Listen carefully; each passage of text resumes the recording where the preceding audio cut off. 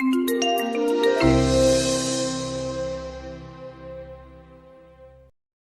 everyone, thank you so much for being here. My name is Elise Burkhofer and I'm the Global Program Manager for Women at Google. I'm delighted to be here with Mo today. Mo Gawdat is the Chief Business Officer for X, a serial entrepreneur and author of Solve for Happy. Mo joined Google in 2007 to kickstart its business in emerging markets. In 2013, he moved to Google's infamous innovation arm, Google X, where he now leads the business strategy, planning, sales, business development, and partnerships. Mo is currently on a 6-month sabbatical to dedicate himself to his personal moonshot mission of helping 10 million people find happiness. So thank you so much, Mo, for being here. It's a delight to be here. Thank you. So what qualifies you, a businessman, to write about happiness? Okay, that's a good start for the conversation. I think what happened is I've been a very successful businessman for a very long time. I was one of the most, as many of you know, being the Chief Business Officer of Google X is probably the luckiest you can get in the professional world. I've been that lucky almost since my very early, start in business. And, as life was extremely kind to me, an Egyptian who is educated in the public schools of Egypt, I started to become very successful in my late 20s. I was a director for the Middle East of a major consumer goods company. I was a day trader making very, very hefty returns at the time. And I was miserable. I was totally depressed. Regardless of how much life gave me, I continued to feel unhappy. I had everything that we worked so hard all our lives to achieve, including a wonderful family, a wonderful wife, 2 amazing children who, filled our life with peace and happiness and fun. And I constantly was depressed. And being a Middle Eastern, therapy was not really an option, if you want. So I did what I know how to do best at the time. To dig myself out of my misery, I sort of started to read extensively about the topic of happiness. I dedicated more than 10 years of my life to reading about the topic, and that's a lot of hours. If you think about it, I read at least an hour or 2 a day. In the first couple of years, I could not get it at all. I couldn't understand what they were telling me. There was a ton of amazing practice of things you can do to become happy. Happiness is an ancient science, if you think about it, but I just couldn't get it. It just did not speak to my mind at all. And so I sort of used, if you want, my business background, but more my engineering background to tackle the topic from a very, very different point of view. I started to look at the topic of happiness, from a mathematical, scientific point of view, assuming that being a young man who grew maybe till my mid-20s to be a very happy young man and then ran out of happiness, that must have meant that something went wrong with the machine. That, this was operating fine and then it wasn't working anymore. So maybe we should unassemble the machine and find a way to find out which parts are not working and then make them work again. Or maybe the machine was just not suited for the current environment. Maybe, if you take a sports car, and I'm not a sports car in any way, but if you take a sports car and put it out in the middle of the desert, it gets stuck, it gets unhappy. And so this approach to happiness, that engineering, scientific, experimental approach to happiness, reflected a very, very, very different, very different perspective, very different, approach to solving the problem. And that's what I summarize in Solve for Happy. So after all this research, you found happiness in many ways, but then something happened. What ended up making you write this book?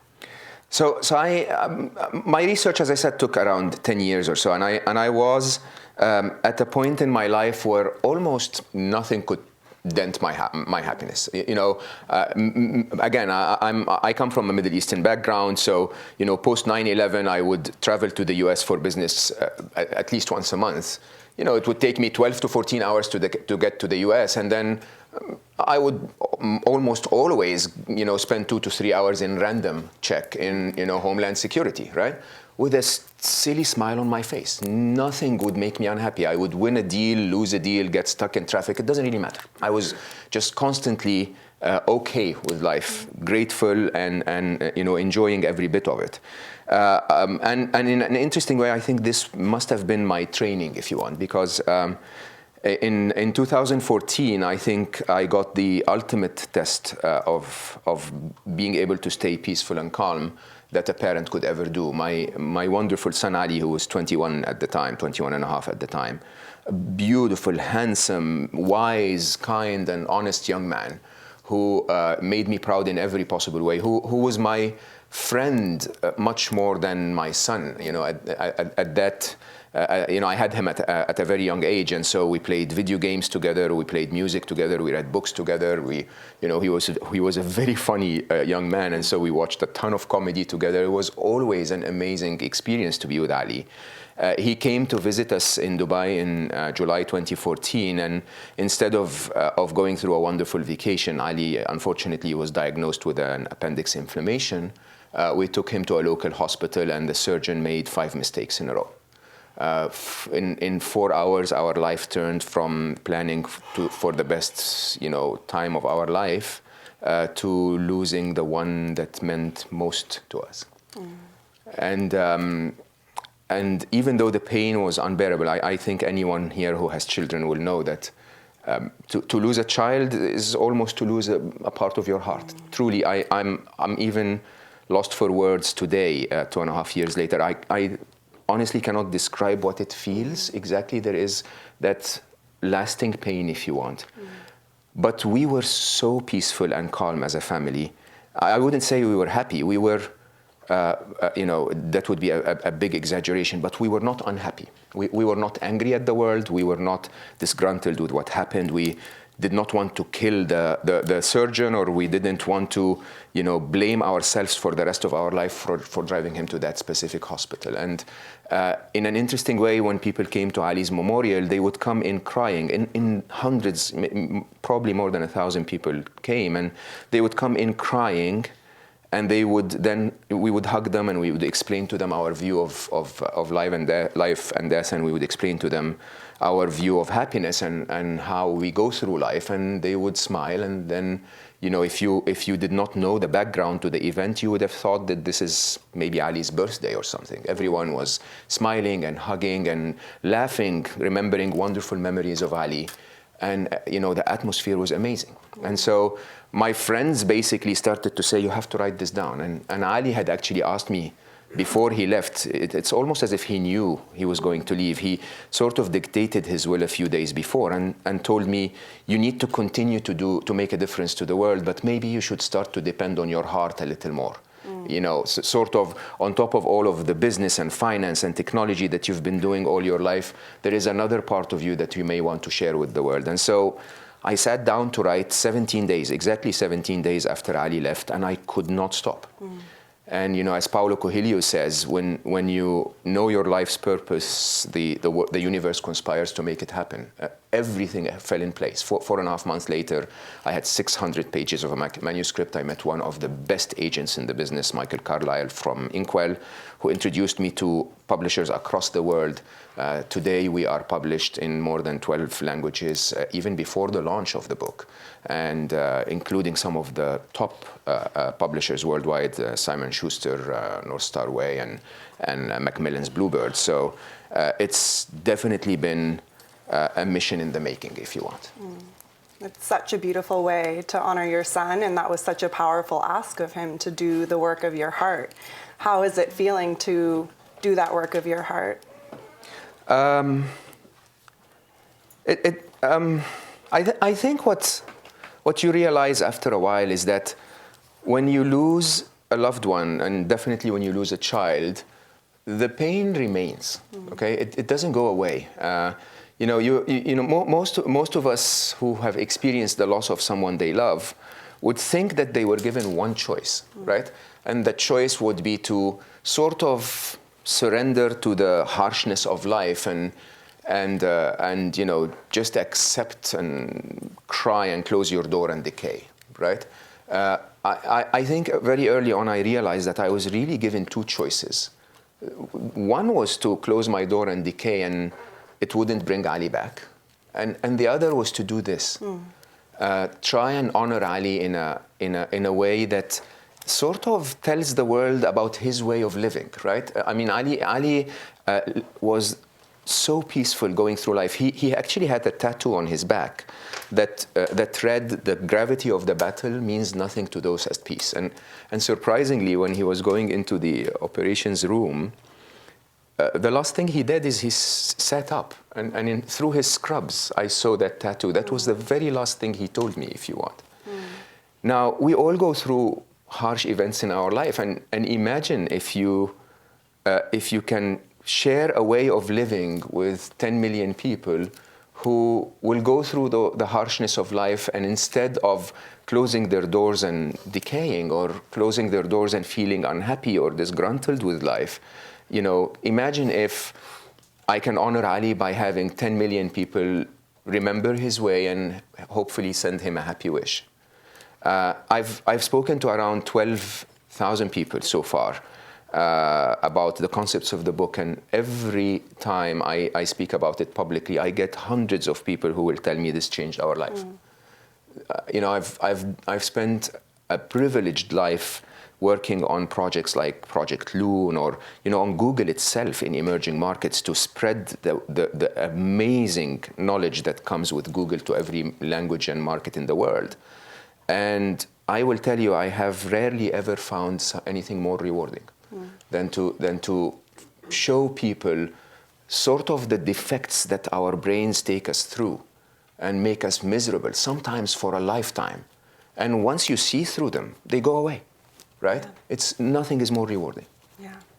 So we've done a few courses here at Google and have taken hundreds of people through the content, and a lot of them, saying it's life-changing. How would you summarize in just a few minutes what your happiness model is? How is this different from other books about happiness? Yeah, I think the biggest, Googlers and most of us, what I call modern day warriors today, people who get stuck on the 101 and fight in meetings and have to close deals, right? We don't have the time for eat, pray, love, or to go and live in an ashram somewhere. I think most of us need to understand how something works before we're told what to do with it to make it work better. And so, my approach started with some very basics, by the way. I mean, and we do that, as you recall in the trainings, is when you ask people what is happiness, most people don't even know what is the thing they've been searching for. And so, we take a very simple engineering approach to this. We say, okay, let's plot as many, arbitrary data points as you can recall about moments when you felt happy, and find the trend line between them. The equation that describes this trend line is really what happiness is, right? So, and there could be a million ways you can describe happiness. The one that is common across all human beings, across all moments of happiness, at least the one I found, was this: that your happiness is equal to or greater than the difference between your perception of the events of your life and your expectations of how life should behave, right? So in a very interesting way, every single moment in your life where you felt happy was a moment where you felt that life was going your way, okay? Regardless of how realistic your expectation from life, as if life owes you something. It's like, hey, you know what?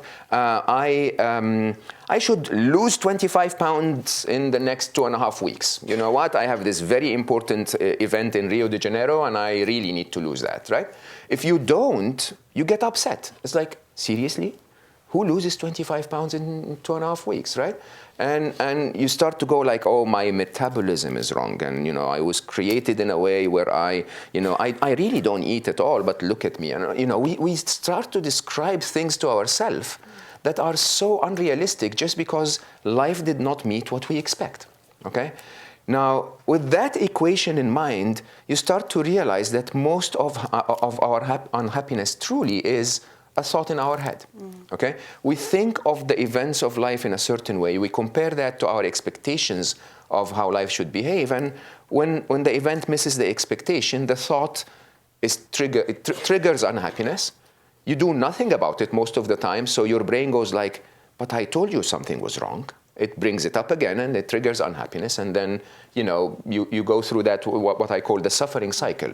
An event triggers a thought, but then the thought triggers suffering, and the suffering, is followed by inaction, so it triggers more thought, more suffering, more inaction, and so on. And life continues that way for some of us for years. For years, right? So the interesting thing is there is a way to shortcut that cycle. So I work on, I offer a model that I call 675. 675 is basically, the 6 and the 7 are the reasons why we more often than not end up thinking that the events of our life don't meet our expectations, even though most of the time life is okay, right? The 6 is 6 grand illusions. For us to succeed and be successful Google employees, what we do is we learn certain skills that allow us to navigate the modern world that make us successful. But to do that, we have to start dealing with things not exactly as they really are. I mean, let me give you an example. We all are very proficient in terms of handling time. We all know how to be punctual. We all know how to start a meeting on time, how to end the meeting on time, how to plan for tomorrow's meeting. But time is nothing like what we think it is. As a matter of fact, I use very, very complex science presented in a very simple way in the chapter about time, where I basically show you from the theory of relativity that the only slice of time you will ever experience is the slice of now. The only time you will ever live is now. You have never lived in the past. You will never live in the future. But because we are so adept at thinking about the future to plan for it and thinking about the past to learn from it, we end up in those cycles of thoughts that completely destroy our happiness. They make us efficient, but who wants to solve for efficiency if you're eventually going to end up unhappy? So 6 grand illusions put us in a state not of sadness, they put us in a state of confusion, right? It's like constant, uninterrupted suffering. If you go above those, you end up in a place where you are allowed to think about every event of your life. Take every event of your life through the happiness equation. You take an event, you compare it to your expectations. If you end up with a positive thought, yeah, this is better than my expectations, you're happy. Okay? If you end up with a negative thought, no, this misses my expectations, you're unhappy. And that incessant thought cycle, is a cycle that unfortunately humans, on average, this is scientific research in the University of Texas, will end up thinking a negative thought 60 to 70% of the time. Not because the world is bad and missing our expectations 60 or 70% of the time, but because there are 7 blind spots in the way we look at life. We look at life in a way that was designed for the caveman years.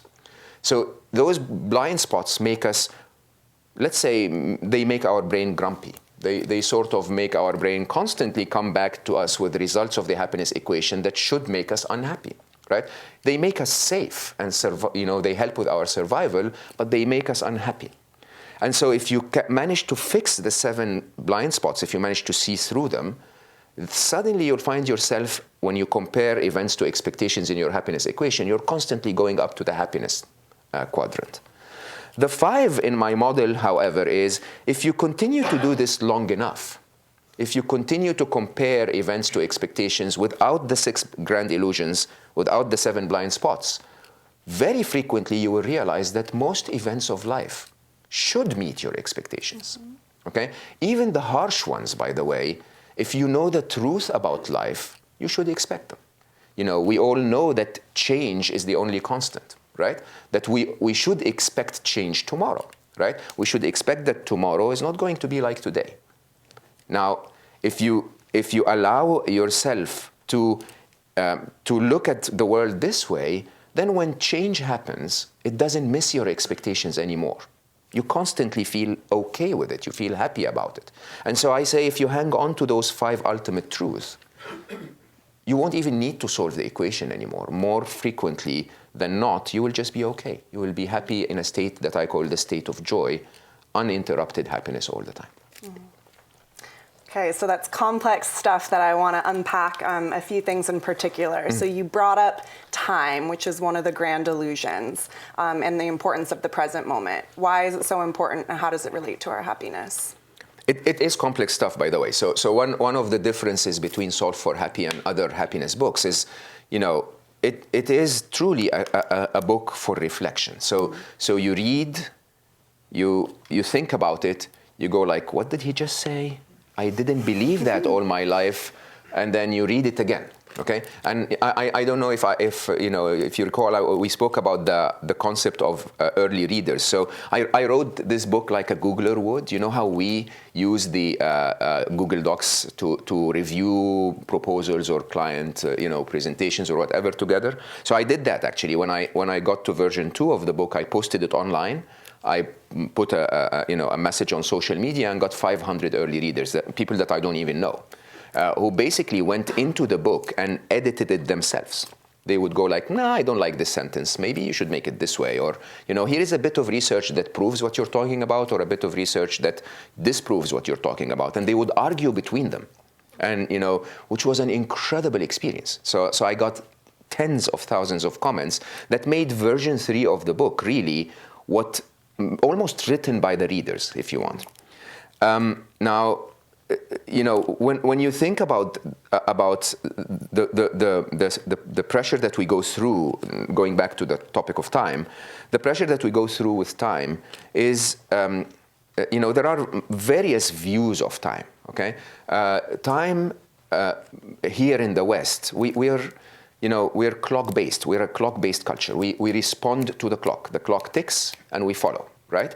And it's surprising when I speak to someone who is so punctual and so into that culture, for them to know that there are other cultures around the world that are not like that at all, right?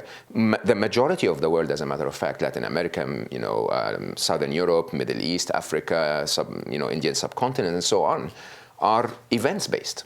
They would prioritize the value of the event higher than the value of time. So if we're having a good conversation and someone says, oops, time's up, right? In Latin America, they will say, hey, that's okay. We can take 10 more minutes on this. It's worthwhile. That's not the case here. And so that kind of knowledge of what time is allows you to think about it slightly differently. But the deeper knowledge really is when you start to realize how time itself, from a physics point of view, what it is, right?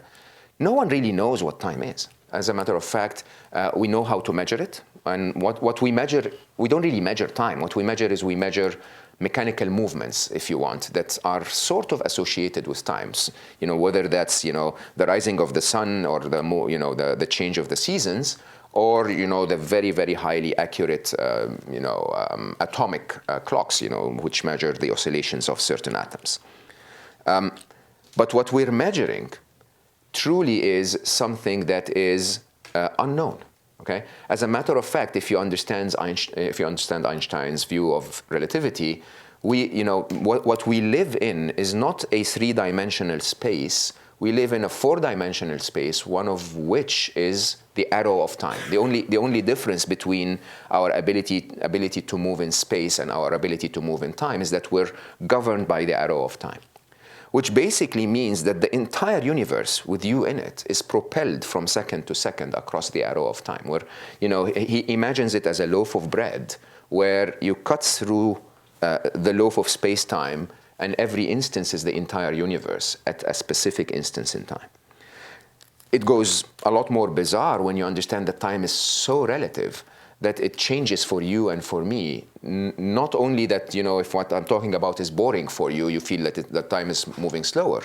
But truly, if you're on top of Burj Khalifa, the highest tower in the world, time will tick slower for you. Will tick faster for you than if you were at the bottom of Burj Khalifa. If you're moving fast, time will move differently. And so time truly is an illusion. The only truth about time is this second. Mm-hmm. I mean this second. No, this second, right? That's how it is, okay? Yet, most of us, especially the professional thinkers, we live in the second that will happen in 2.5 hours from now, and we think about that. And then we shift back to the second that happened 2.5 hours ago when you were, coming to work in a taxi and someone was rude to you, right? We're either in regret or in worry all the time, while the truth is, this is all you will ever experience. Now, what I do is, in Solve for Happy, is I don't tell you that mindfulness works for you, okay? Because mindfulness does work, presence does work, awareness does work. This is science that's as ancient as humanity itself. But now you know why. Now you understand why is it that living in any other moment, other than the present moment, truly is just living inside your head. Because those moments will never exist until you live them, and have never existed until you were in them. A moment in the past truly was a moment of now. Yeah. Now, as we go through this with, modern day warriors, as I say, people who are engaged in the real world, suddenly you understand why presence is important. But you don't need to do it in the meditation room anymore. Okay? You can do it everywhere. You can pay attention to a presentation. You can pay attention to, the trees that are around you when you're stuck in traffic, instead of just living inside your head, cursing the day you lived in that city. Okay, so speaking of living inside our head, one of the trickiest illusions is the illusion of thought. Yeah. What do you mean by that? I think the fundamental premise I build Solve for Happy on is that emotions are the results of your thoughts, right? And every thought that you have inside your head is a thought that you would associate a lot more with if you believed that the person thinking inside your head is you, right? Of course, spirituality will tell you the person inside your head is not you. Okay, there are so many terminologies for it.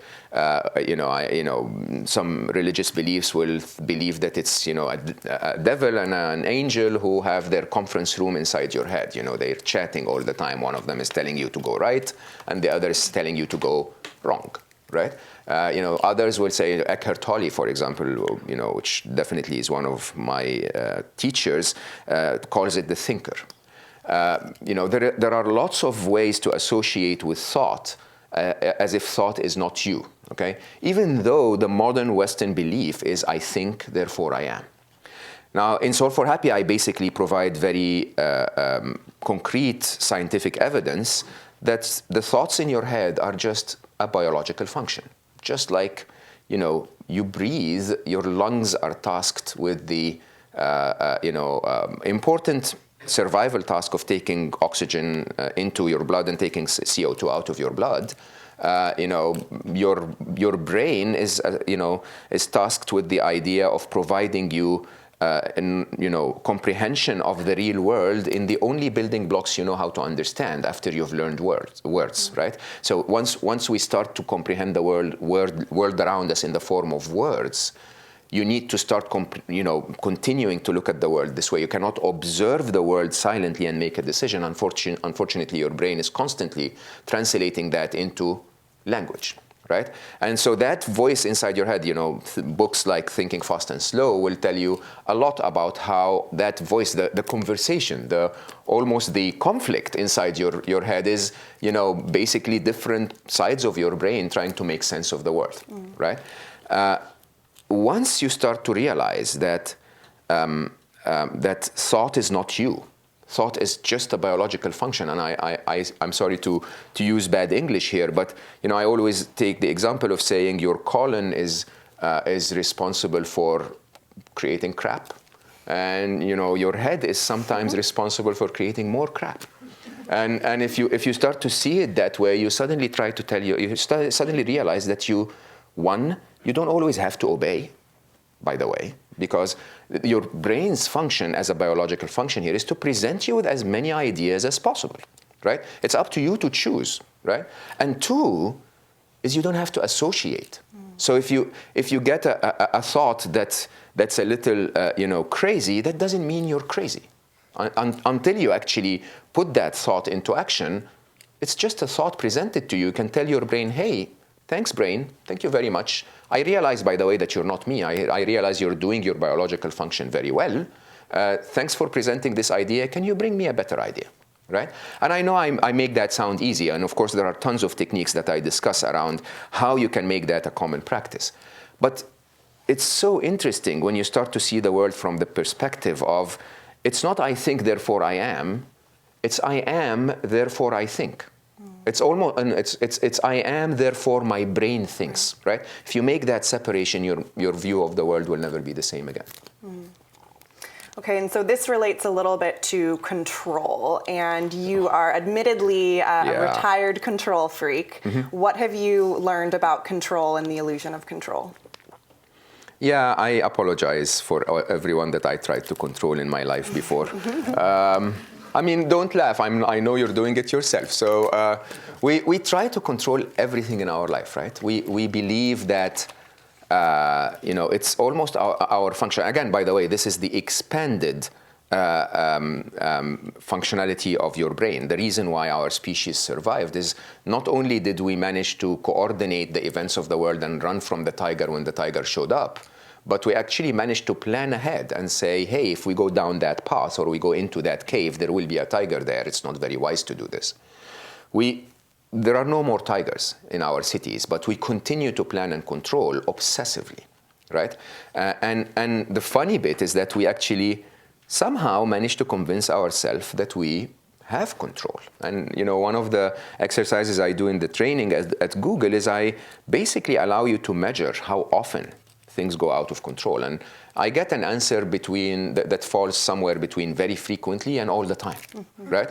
Right? And of course you can tell yourself, but I bring it back in control. And then you start to think and ask yourself, and how much effort exactly did you put into this? Was it really worth it to control, the temperature of the coffee? I told you that example about, can we control the coffee machine so that it fills in a half an ounce more, so that it's closer to the top, so that we have more efficiency for our employees, so that they are a little more awake through one cup of coffee, right? It's crazy, really, when you start to think about all of the things we try to control. Now, Nassim Taleb, in his incredible book, The Black Swan, talks about those massive events that are so rare in their occurrence that when they occur, they would be compared to spotting a black swan instead of all of the white swans we know. But that when they occur, they so drastically change the world. Google being one of them, by the way. So no one expected Google to happen, and when Google happened, it completely democratized our approach to information. World War I is another one that he cites. And every one of us, not only at the macro level of our economies and politics and what have you, but even at our, in our normal personal lives, we have black swans. My black swan was losing Ali. Okay, and on top of that, and those do drastically change your life. But the ones that you don't notice are even more potent, if you want. They call them butterfly effects. And butterfly effects, I'm sure you all know, are those, when you're doing weather forecasts, they say that wind speed changes that are so small that they could be comparable to a butterfly flapping its wings in Brazil could cause a hurricane or a sunny day in Florida. Right? And butterfly effects happen every single second of your life. So many of them, as a matter of fact, right? You came here today, you sat on a yellow chair, not a red chair, or you came here, I don't know, I don't want to, disappoint the ones that came a little late, but you came a little early, you got, your copy of the book, right? You came a little late, you didn't get your copy of the book. And so, it's not only about saving the price of the book, but maybe you will read the book today and it will affect you tomorrow, and so on and so forth, right? And so, butterfly effects are endless. My butterfly effects are, whatever it is that Ali has eaten maybe 2 weeks earlier, that caused his appendix to be inflamed, or, the proximity of our home to that specific hospital. Maybe if we had chosen a different home, we would have gone to a different hospital. And this was a choice we made years earlier. Now, between the two of those, you realize that you have zero control. Nothing. There is nothing you have control over. Perhaps other than two things, and I discuss those heavily in the book. I discuss that the only things you can have control over are your actions, not the results of your actions, and your attitude. right? Your attitude truly is the game changer. You know, if you wake up in the morning and expect today to be a horrible day because maybe it's raining or whatever, you know what? It's going to end up being a horrible day. And at the end of the day, you're going to tell yourself, oh, I told you it was going to be horrible. You know, I'm the oracle, I know everything. You know, just because it rained. No, it ended up being horrible because you wanted it to be horrible. You spotted everything that was horrible and you acted horrible, right?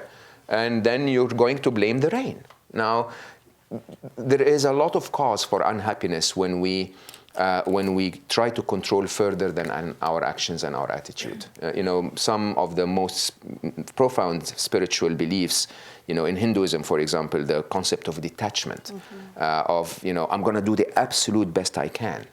And whatever the result is not entirely up to me. It's up to me and a few black swans and a million butterflies.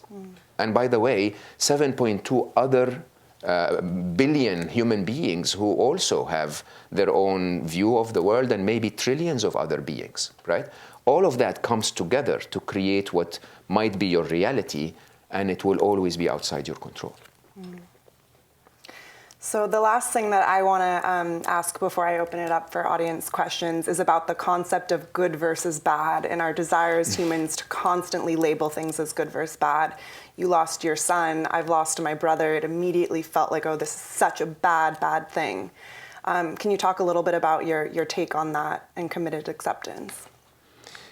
Yeah, the illusion that drives us to believe that something is good and something is bad, you know, the fundamental illusion is what I call the illusion of knowledge. And I think you Googlers know that much better than I do. I sort of understood the illusion of knowledge when I came to Google, because I came to Google from Microsoft. I was a senior executive who worked in technology for years. I thought I knew it all. Right? I thought I had nothing more to learn, and I came here, and this place completely opened my eyes. And you know how it is, right? You know, and I joined in 2007, and I would be in a meeting room, and the youngest person in the room, who may have started 2 weeks ago, will say, "Mo, I think you're an idiot."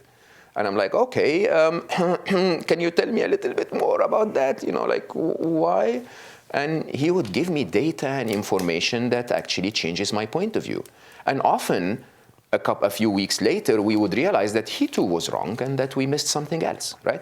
And if you actually look at our entire scientific history, there is that cycle I call DA, which is basically discovery, debate, acceptance, and arrogance. Everything we go through in our science, you know, background is, you know, we discover something, everyone argues it and says, "Oh, you're absolutely crazy. The Earth is flat. You know, this whole Earth is round thing. You're crazy," right?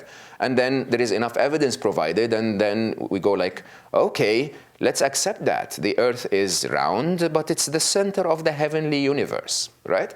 And then we are arrogant about that new knowledge, and then someone else comes and says, "Hey, by the way, we might be the one revolving around the sun. As a matter of fact, it seems that this is what it is, a new discovery," and so we debate, right? And that cycle continues, right? We don't really know. And when it comes to knowledge, I think the most eye-opening part of knowledge for me was that whole concept of labeling something good and labeling another thing bad, okay? I'm not saying right and wrong, by the way. Morality is different. But good and bad is, you know, I wish this did not happen because it, you know, contradicts my expectations from life. This is bad, okay? And how often do you recall parts of your own life when something that appeared bad when it happened turned out to be the best thing that ever happened to you? As a matter of fact, quite often, most of the profound, you know, fundamental changes that really made you who you are started with something that you labeled as bad, okay? And somehow, when we label it as bad, first, we curse life for a few years, and then we go like, "Wow, that was nice. I'm okay with that now," right? And of course, you know, I refer to an interesting test I call the eraser test, and I ask the readers to go back and really, really dig through the events of their life and see which of them would they really erase. I mean, of course, there may be one or two that you may still erase that were so bad to you for your life. But most of the events that were bad, that you considered bad at a point in the past, become good over time, and you would not erase them. you would actually look back at them and say, these were the most important things that happened to me. More importantly, of course, and in an interesting way, a bit contradictory to the Western individualistic view of the world, the idea of what's good for me is bad for you, and what's bad for you is good for me, or what's bad for me is good for you, right?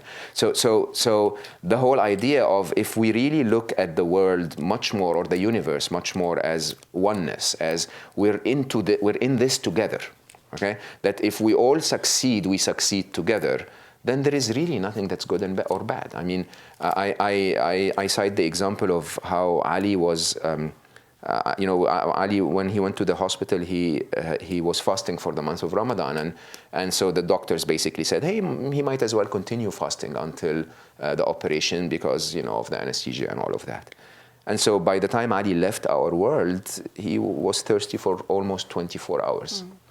And on top of all of the pain I was going through, that completely pained me. It completely hurt me that my son had to suffer for 24 hours before he had to leave us. And so, what I did sitting outside the ICU is I made a promise that, I'm going to try and do something for the people that actually suffer this every single day. There are more than 780 million people around the world who do not have access to clean water at all, right? So they suffer what Ali suffered once in his life, every day of their life. And so basically, when you think about it, what happened to Ali was bad for Ali, horrible for me, okay? But it might have been good for a few thousand people, or tens of thousands of people, that got some blessing of getting some clean water as a result of that event. So can you mark it good or bad? As a matter of fact, if I went back to Ali now and I said, Ali, would you fast 24 hours for tens of thousands of people to get water? He would say, absolutely, that would be a good thing to do, right? So our perception of good and bad constantly puts us in a corner where we are so unhappy with life. I'm sorry to say, a bit of a 6-year-old attitude, right? It's like, do your homework or eat your vegetables. No, it's bad. I don't like my vegetables, right? Come on, man. Seriously, you're going to need them when you're my age. So, just go for it and life will go on, right? And so sometimes I wish we look at life a little more holistically and realize that nothing truly is good or bad. I mean, Shakespeare says that nothing's good or bad, but thinking is what makes it so. Yeah. Okay, last question is how you came up with this target. You talk a lot about thinking 10x and setting targets being really important. What is your target? What does success look like? I'm supposed to be talking about happiness, but I still do that as a businessman. Like I set myself an OKR, right? So I have to say I don't know if I came up with the target or the target came up with me, to be honest. But there was a point in as I started to discuss, especially during the process of the early readers, review of the book, where I started to realize that the message was actually working. And in conversations with my publishers, they were talking about the reach of books and so on and so forth. And I said, well, maybe I should set myself a target so that we at least can measure and move forward. And I gave myself a target of trying, I call it 10 million happy. So I'm trying to reach 10 million people with this message of happiness, hopefully to get 10 million people to click on the counter on my website and say, yes, you made me happy, right? Now, of course, you can imagine as a businessman, that's cheating, because if I actually do get 10 million people and they do go out and tell two friends, then hopefully through 6 degrees of separation, we can get to hundreds of millions or maybe a billion. I don't know, right? But to me, I felt that what would be a better way to honor Ali? I mean, and I'll say selfishly, I don't think it brings him back. I don't think it takes away the pain, but at least it somehow makes it feel a little better. Okay, I'm sure at least that it somehow would make him proud of me, and I think that definitely has been driving my life for the last 2.5 years. I think that to be true. Yeah. All right, let's go ahead and open it up for audience questions. So you were talking about how the brain produces a lot of different thoughts, that are related to what we're perceiving. And I'm curious if you believe in free will and how that sort of affects your whole, outlook on life. And then the second question is if you think free will even matters, to what you're trying to talk about in terms of happiness. Okay, so first, let's talk about thought and then talk about free will. So there are three types of thoughts, right? There is that chatter, that incessant thought that happens somewhere in the midline areas of our brains. This is provable by MRI, where it's the constant useless thinking. It's like, the taxi driver was rude to me. Oh my God, he was rude to me. Life shouldn't be this way. I should kill myself. Why can I live in America anymore if the taxi drivers are rude, and so on and so forth. And you never turn that into action. You just turn your life into misery because of it. And as I say, some of us would take days of thinking about an event like that. But this is useless thought. The useful thought happens on the right-hand side and in the insula. So there are two types of useful thoughts. One is the insightful thinking, where you solve a problem. Okay, so you can worry about an exam that you or a presentation that you have tomorrow, and it would happen in the incessant thought space. But you can move it to the to the right-hand side of your brain and turn that into, let's put the presentation together. Let's work on what the messages are going to be. You're actually practically working through that, and it happens in two areas of the right-hand side of your brain. Or you can actually focus on the experience of preparing a presentation, look at the colors of it, reviewing it, and so on. Also happens in the right-hand side of the brain and in your insula. So those are useful thoughts. Thoughts are good for you. Now, those thoughts, insightful specifically, will lead you to make choices. Okay. Now, the whole conversation around free will is actually quite interesting, and definitely one of the reasons that we sometimes debate free will is the whole idea of space-time, that all of space and all of time already exists, right? Now, the interesting side of free will, and believe it or not, it's actually one of the ideas of what I'm writing next. I have three ideas I'm working on. One of them is what I call understanding fate, and the concept of free will basically is that you did make a choice on which T-shirt you chose to wear today. You had a choice of blue or black, and you make a choice of blue, and I call those micro choices. Okay, and I tend to believe that your fate, the destination of your final fate, is going to be the sum of three free wills. One of them is your micro choice, that's your own free will, plus the free will of all of the other beings, because you know what? Maybe the laundry guy did not bring back the black T-shirt, so you really did not have that choice at all. And then the third would be the free will of the universe. If we tend to believe that the universe is following certain equations and functions, maybe there could be an earthquake in the morning that leads you to rush and take one T-shirt instead of the other. So, do we have free will? I tend to believe we have the will to make our micro choices. Okay? As a matter of fact, I tend to believe that we have the will to impact on the universe's choices, and definitely on the choices of others. Okay? And much more importantly, in my view, I believe that we have the will to impact on our thoughts. And that truly is the core of Solve for Happy. That we have the choice. I mean, you chose to sit in this room and focus on my words for the last 45 minutes, right? We can control what our brain does. You can tell your brain to do something and it will do it. As a matter of fact, you've never told your brain to do something and it said, hey, you know what? I'm really not interested to raise my right arm now. So, no, brain, seriously, we want the right arm. No, it raises the right arm. You tell it, raise the right arm, and it goes, yes, sir, I'll do what you tell me. Yet, when suffering starts to happen, when the incessant thought starts to happen, somehow we let the brain be the boss. Somehow we tell it, hey, you know what? Yes, you can take me to misery. I will just follow, right? As I told you, I could have had the choice of letting my brain tell me things like, you drove Ali there. You chose the wrong hospital. You did this or you did that. Or I could tell my brain, you know what, brain? Let's move this to useful thinking and try to do the best out of the situation we have. Maybe if we can get 10 million people to be happy, Ali will smile upon you, right? So it's a choice. And that's, in my view, the biggest part of your free will. What about when you're thinking in a dream state?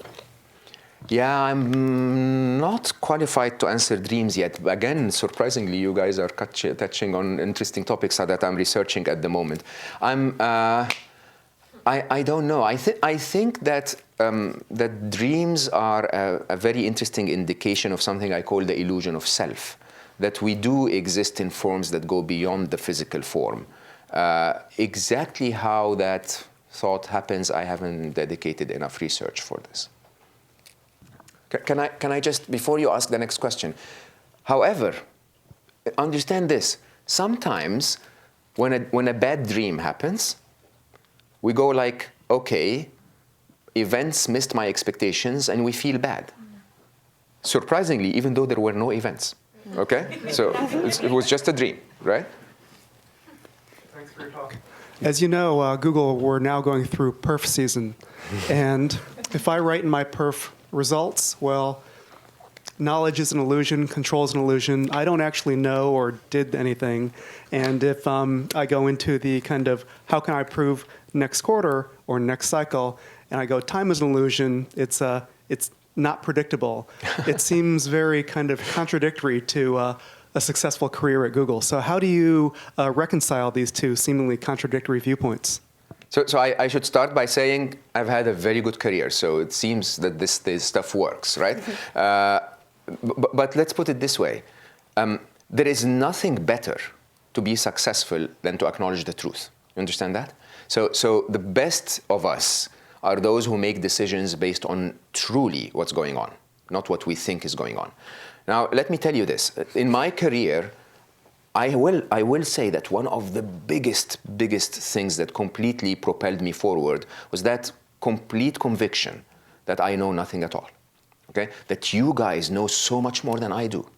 And so I would sit in meeting rooms and say, hey, this is my point of view, but because I sit on the top of the table does not mean I know more than you. As a matter of fact, most of the time, you know much more than I do. Most of the time, you are so close to the reality that you know much more than I do. And that openness to I don't know, someone else might know, or the collective wisdom of all of us. You remember the wisdom of the crowd was something that we built Google on top of. So the idea of we can get closer to the truth if we actually assume that we don't exactly know is not a bad thing to do in perf. And often when you look at your own skill set and say to yourself, hey, by the way, I don't know this, it gives you a target to improve. It gives you something to start to learn and try to know. That's one. Control is an illusion is actually the story of my life. Like, I'm a businessman. How often does people who, may have been in my teams in the past would come to me and say, hey, Mo, by the way, this deal is going wrong. This deal is not going the way we want it to be. We expected it to close this way. It's going to close that way, right? And you could take this and panic. Or you could take this and simply say, like, Tom Hanks in Apollo 13, you would say, Houston, we have a problem, right? It's okay to have a problem. We really don't have much control. So let's respond to it. Let's work on it. And normally, actually, people who worked in my teams will remember that I will always say, your target in the absence of force majeure, in the absence of something that completely goes out of control, is this, right? Time, there are two types of time. There is what I call practical time. I discuss that at length in the book. There is practical time and there is brain time. Practical time is when I say to myself, I need to be in Palo Alto by 4:30, right? It's Friday, so the traffic is going to be a little early, so it's going to take me 40 minutes instead of 25 minutes. And I need 5 minutes to park and 2 minutes to walk, so I need to plan 47 minutes. Let me plan 50 minutes. There is no emotion involved in this. It's practical time. I look at the world as it is. I design my time patterns, and I deploy them, and I execute. Right? There is no emotions involved. Brain time is the stress happening. If I'm actually going to Palo Alto and I leave 50 minutes early and there is an accident on the road and I sit there and I start to curse myself and curse my life and tell myself, oh my God, they're never going to meet me again. They're never going to talk to me again. As a matter of fact, they're probably going to tell the government and I'm never going to be allowed in America again, right? We all allow ourselves to go through that thinking. But how much of it is true? Right? And it's all related to that stress that time puts on top of you, okay? If you manage to move the stress of time from your thinking back to the past and regret, thinking forward to the future and feeling worried, that incessant side of your brain to the insightful side of your head, make time a practical practice that you work on, you won't be unhappy, and you will perform a lot better. How often do you get this 100% right? Never. Yeah, I mean, seriously, what do you? I'm not His Holiness the Dalai Lama, by the way. Okay, and no, you know, as I started my presentation, I fight in meetings. I get stuck on the 101 like everyone, and occasionally I will find, you know, myself feeling unhappy. All I know is that it's almost like software, right? You have an operating system that's running this brain, and there is a few lines of code that every time you will run, your brain will do something different than what it normally does if let loose. Okay, so the first few times, you know, I discovered my model, it was very hard to apply, and the more I practiced, the more I told myself, this is an illusion, that is an illusion. It became a little more second nature. Okay, is it all the time? I hope to get there someday. You know, that would be the Olympian championship of happiness, but I don't think anyone is there. I wanted to ask you a question about consciousness and how a large part of what you spoke was sort of distilling down emotions and sort of having objective control over it, so that you can actually solve for happy.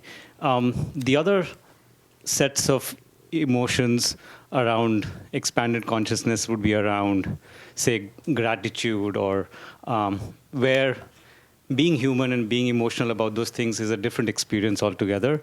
I would love to hear some of your thoughts around those aspects of consciousness.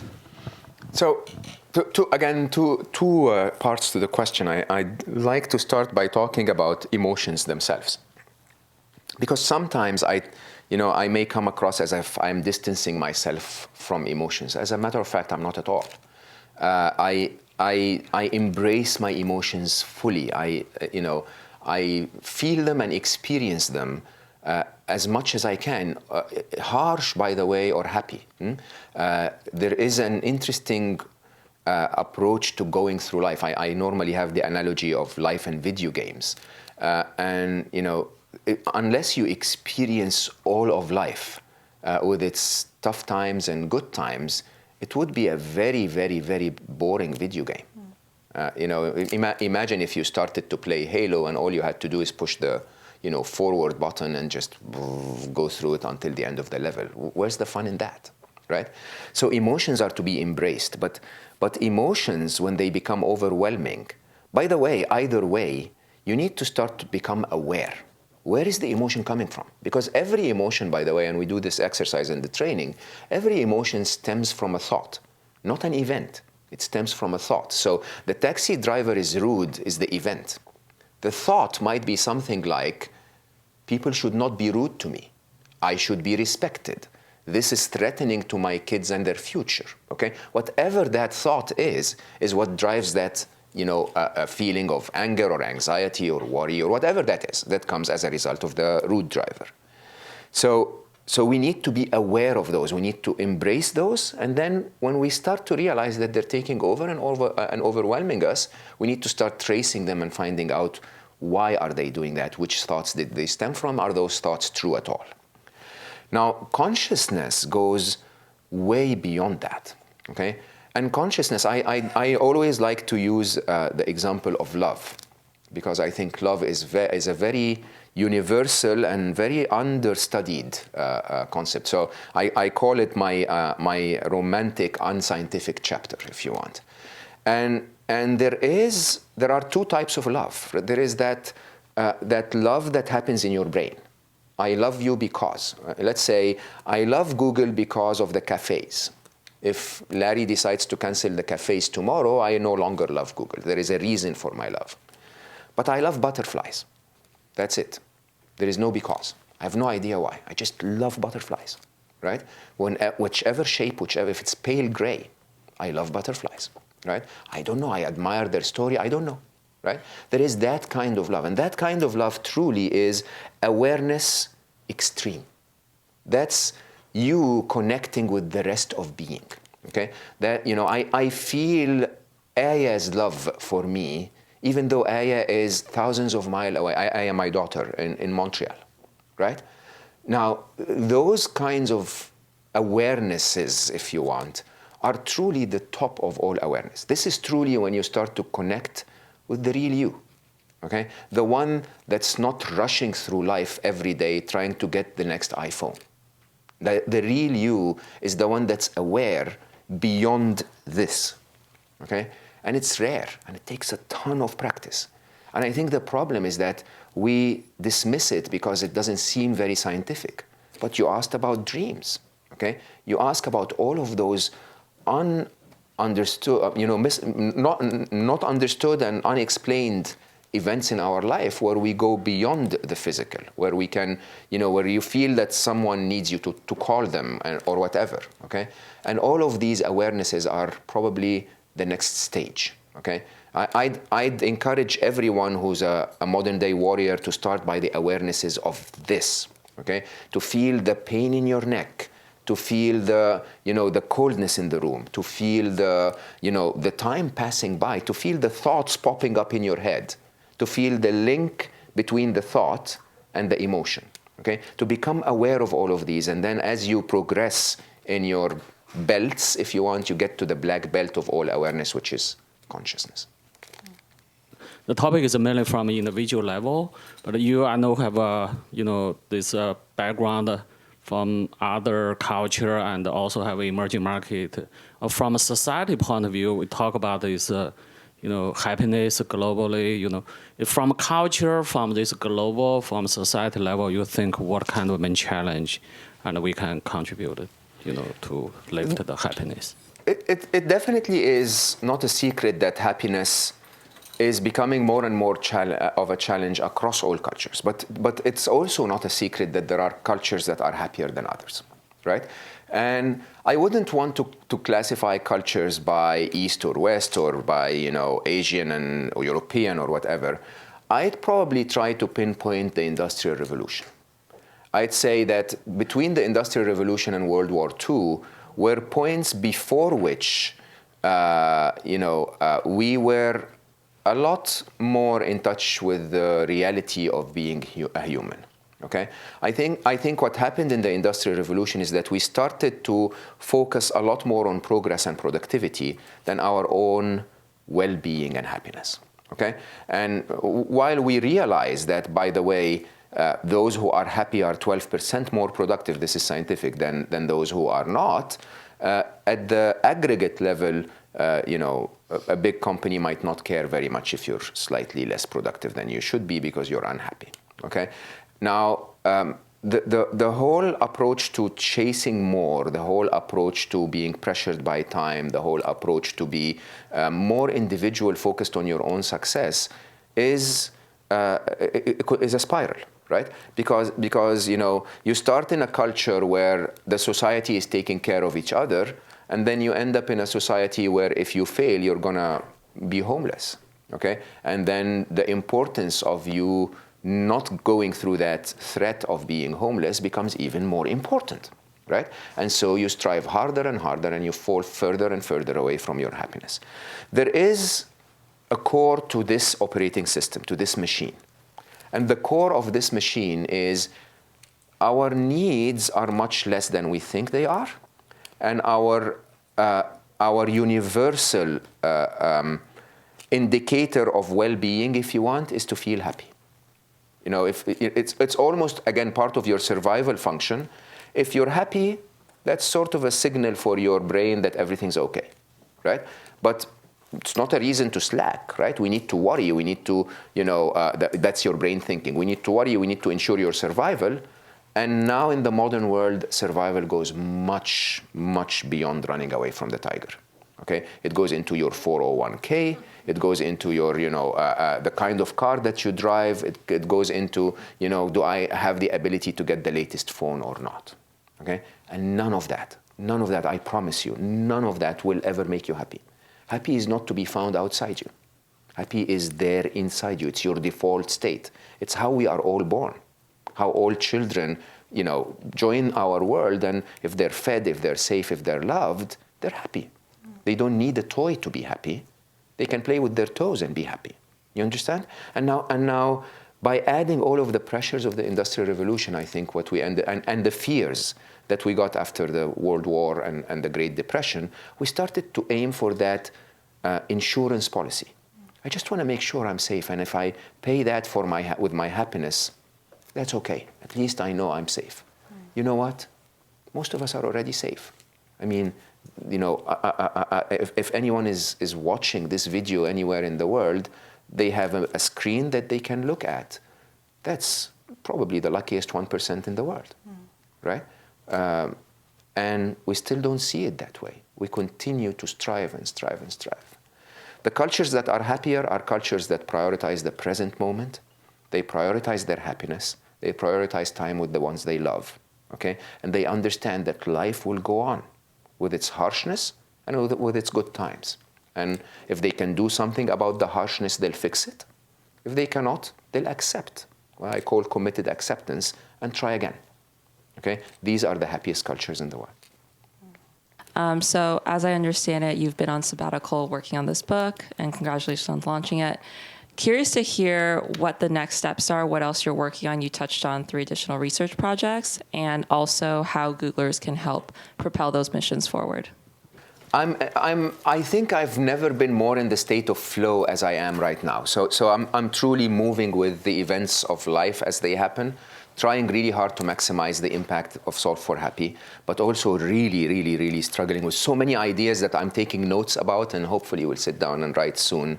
But I also made a promise to come back and hopefully do the best I can to continue the incredible mission of Google, right? Between all of these, all I know is this. I have a mission of making 10 million people happy. If I make 1 person happy, I'm very happy. Okay? If I make 2, I'm a little happier. If I make 100, then I'm even happier. And I don't know how far this will go. Okay? I'm hoping to be able to get happy people that grasp the concepts to be the ambassadors of the concept. I'm also hoping to find technological ways, maybe apps or online presence or whatever, that allows us to spread the message even further. And I'm hoping that Googlers, and many of you, I know many who attended the training, have been truly ambassadors of this. You know, I've spoken at Stanford and many other places as a result of people spreading the words and saying this changed my life, right? So all I know for now is that for the next 3.5 months almost, I'm completely dedicated to this. Trying to list down my notes on the next few thoughts if I have the time, and that by July I am back and trying to put 14 hours a day instead of 8 so that I can continue to do both as best as I can. All right, I think we're going to need to wrap it up now. Thank you so much for being here. For last words, can you let people know where they can get the book, and if they were touched by this message, where they can mark that they were? Oh, yeah. So forget happiness, the businessman now, okay? I have a counter on my website. If you go to solveforhappy.com, and if I manage to send you a message that made you a little bit happier, click on the counter. It says you made me happy. Thank you. And I of course, you know, the book is launching on the 21st of March, so you can get it on Google Play Books or on Amazon. And I promise you it will make a difference. So I hope you can find your happiness in this. I'm Mo at solveforhappy.com. I give a 1-day service level agreement if your email is shorter than 4 lines. And yes, I do ask you to get in touch and give me ideas and tell me how I can make this better. At the same time, if you are reading and finding thoughts that you would like to discuss, there is nothing that is more enjoyable for me than learning new perspectives and new points of view. So yeah, do stay in touch, and I hope to make you a little happier. Thank you so much, Mo, for being here.